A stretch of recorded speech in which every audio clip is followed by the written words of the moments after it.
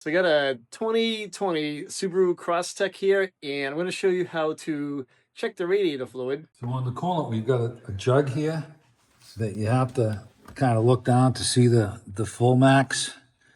And if I take the cap off, if I put the light in it, it may show a little better with the light in there. But this is our lowest level down here, and our top level is here.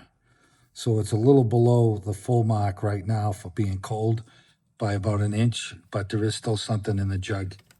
And to check the radiator, here's the cap right here. We'll take this off, and you look in there and you're full. And this Subaru takes like that, it looks like blue antifreeze.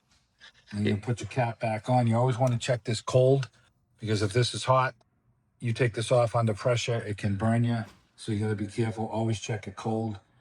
And then the surge and the overflow jug here, right now, this thing should be topped off a little bit. It's about an inch low, but it ain't very low.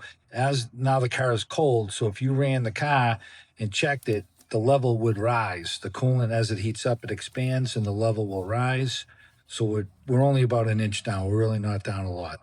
Thanks for watching the video. If you guys have any questions, leave a comment and I will reply back to you.